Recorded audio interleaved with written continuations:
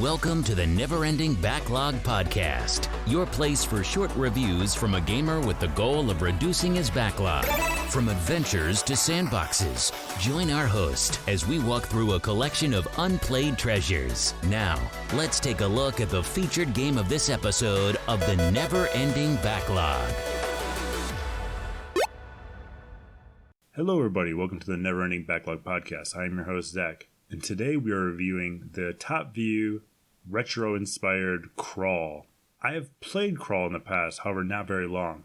I'm not really sure why that is, since I thoroughly remember enjoying Crawl, and remembering the gameplay and mechanics were extremely well implemented. However, here we are again, a similar lost feeling as jumping into an RPG 10 years later, trying to figure out what is your next quest, what were your plans for your character, etc.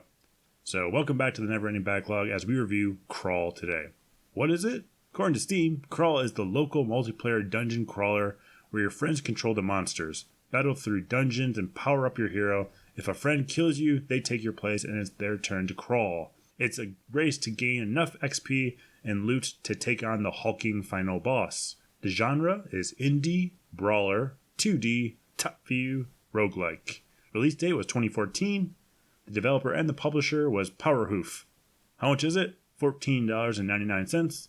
According to Is There Any Deal, the historical low was $2.78 on Nuvum, which is a new digital game store that I have not heard of yet. Regarding install and startup, Crawl is a tiny game. After install, it is 258 megabytes, and in my opinion, it is packed with content. Seriously, it's impressive. It loaded up perfectly, it pushed full screen, and after some tinkering with the settings, which I will touch on in a bit, it was a really smooth experience. Regarding the graphics, I'm a big fan of the graphics scheme. It is a Super Nintendo-like with an arcade feel. When choosing your players, as mentioned, like insert coins, etc., which I think is a nice touch, I think it would be fun to create a 4-player MAME arcade machine dedicated solely for this game, which I think would be relatively easy with controller button scheme, similar to a USB adapter, and then you can easily find them on eBay. So I think you could probably do this pretty easily.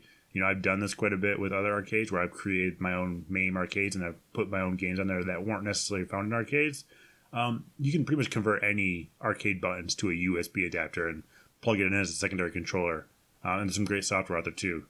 Regarding audio, I cannot recommend the audio enough. The grainy voiceovers are tremendous. The sound effects are crisp. And it just adds to the arcade theme of the game. If you are going to play this game, crank up your speakers and enjoy the amazing mood-setting voiceovers. I cannot say this enough. The voiceovers and the atmosphere it sets within the first few minutes of the game is remarkable.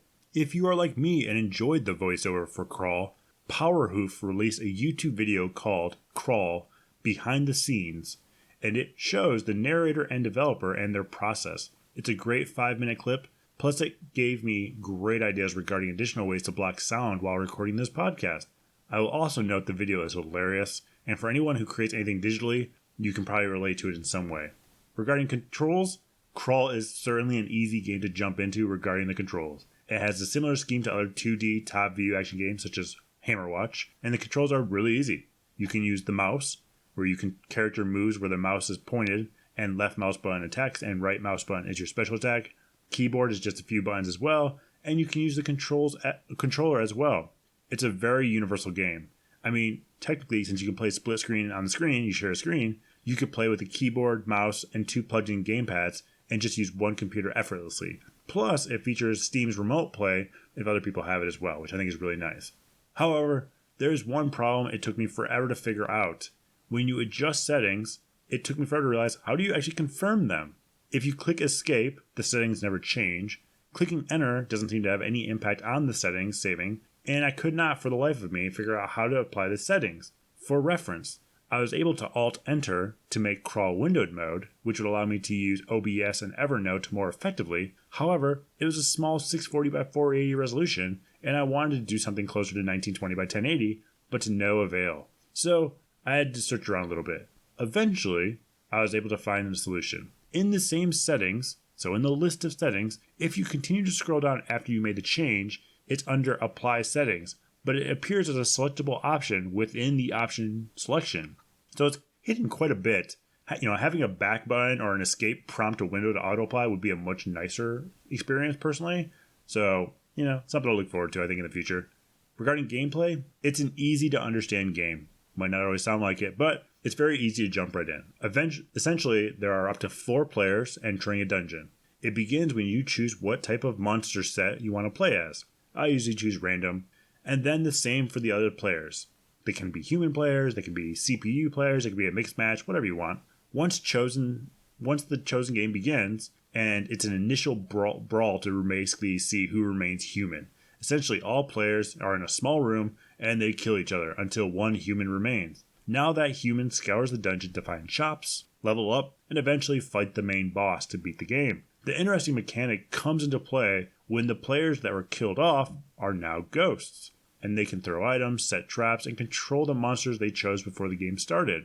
Their goal, kill the alive human.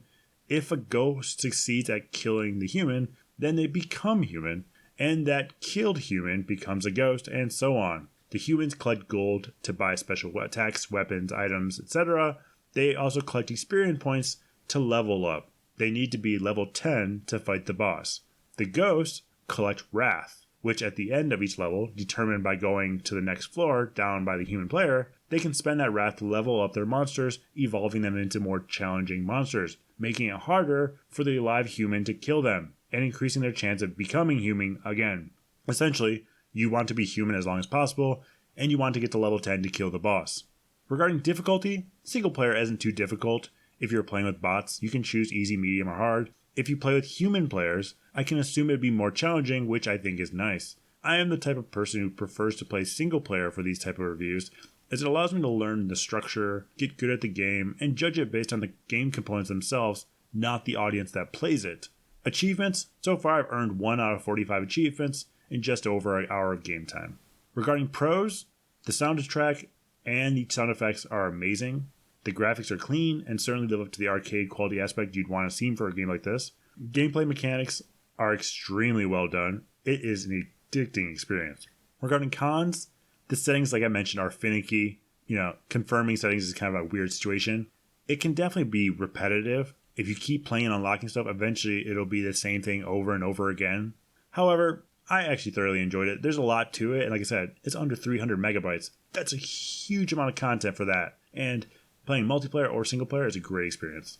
So, would I recommend this game? Absolutely recommend this game. Even solo offline was a great time, and honestly, it's a new experience that I've not seen in a game yet, and it's implemented very well. I've played the 1 versus 3 or the 1 versus 4 games. However, traditionally the balancing is off and the one side has an advantage. However, with this, the structure holds well, where both sides are relatively balanced and offers a fun gameplay.